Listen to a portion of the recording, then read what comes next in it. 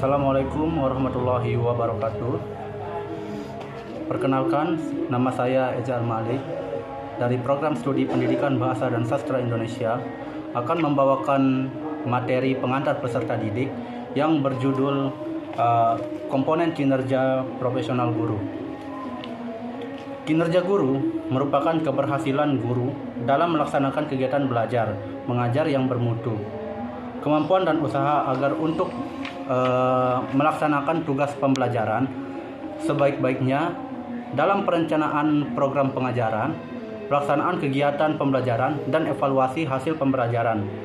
Kinerja guru yang dicapai harus berdasarkan standar kemampuan profesional dalam melaksanakan kewajiban sebagai pendidik.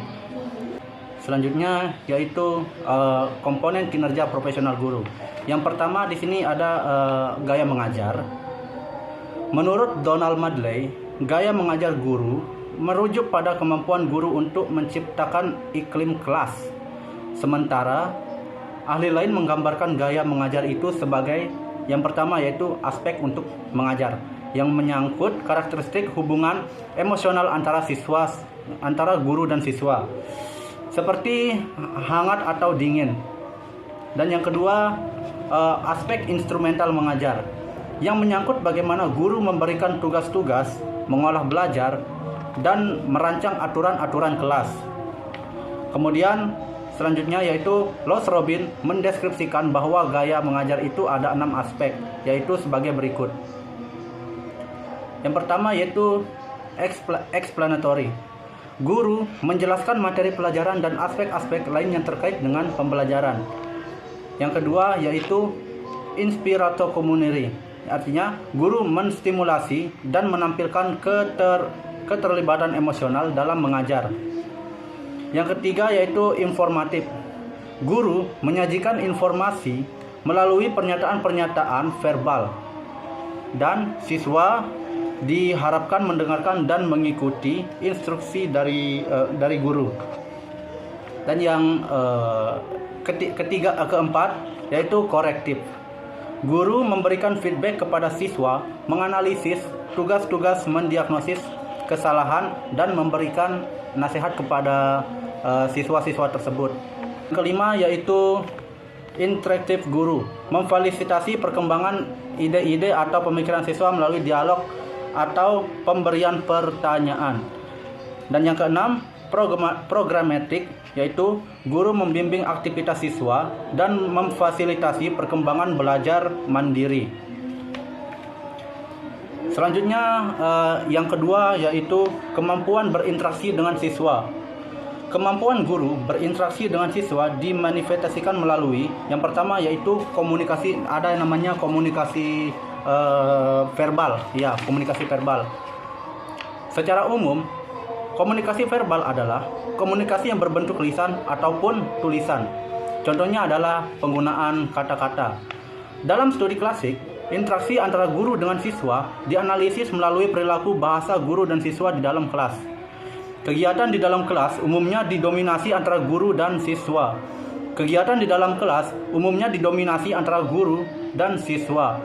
Komunikasi verbal berupa kata-kata yang diucapkan langsung atau berbicara, bisa dilakukan secara langsung, face to face, atau ya begitulah, atau dengan perantara media. Contohnya berinteraksi secara umum. Komunikasi verbal adalah komunikasi yang menggunakan sosial media ataupun telepon genggam. Sedangkan komunikasi verbal yang melalui tulisan bisa dilakukan menggunakan media seperti surat, podcast, chatting, media sosial, dan sebagainya. Adapun namanya komunikasi nonverbal. Galloway mengemukakan bahwa komunikasi nonverbal guru dipandang sebagai perilaku yang mendorong atau membatasi siswa. Ekspresi muka, gestur, dan gerakan badan guru memberikan pengaruh kepada partisipasi dan penampilan siswa di kelas. Komunikasi nonverbal adalah komunikasi yang tidak menggunakan kata-kata. Contohnya, menggunakan bahasa tubuh seperti mimik wajah dan gerakan tangan. Bahkan, intonasi suara dan kecepatan berbicara. Komunikasi nonverbal lebih sering terjadi dalam komunikasi menggunakan media digital. Komunikasi nonverbal seringkali tidak mungkin dilakukan. Contohnya, ketika kita sedang chattingan, tidak mungkin Tidak mungkin ya. Tidak mungkin kita bisa melakukan ekspresi wajah lawan bicara kita atau mendengar intonasi suaranya. Karena keterbatasan ini pula, komunikasi nonverbal sering menimbulkan kesalahpahaman. Contohnya, terkadang ada orang yang menggunakan emoji secara tidak tepat. Misal, seorang salah mengirim emoji tersenyum yang terletak di sebelahnya. Hal ini bisa menyebabkan orang yang dikirimi pesan menjadi salah paham dan ikut marah. Yang ketiga ada namanya karakteristik. Ryan mengklasifikasikan karakteristik guru dalam 4 karakter dimensi guru, yaitu pertama ada kreatif.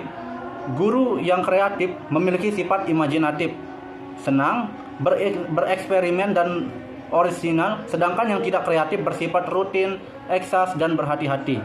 Dinamis guru, dinamis bersifat agnostik eksponent, sedangkan yang tidak dinamis bersifat menghindar dan menyerah.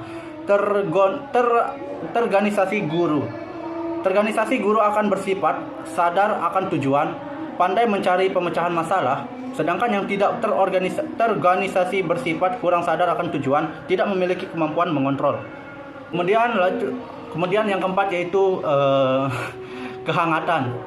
Guru yang memiliki kehangatan bersifat pandai, bergaul, ramah, dan sabar. Sedangkan yang dingin bersifat tidak bersahabat, sikap bermusuhan, dan tidak bersabar. Selanjutnya yaitu unsur-unsur pembentukan kinerja guru. Yang pertama di sini ada motivasi. Ya, motivasi sendiri memiliki pengertian yang beragam, baik yang berhubungan dengan perilaku individu maupun perilaku organisasi.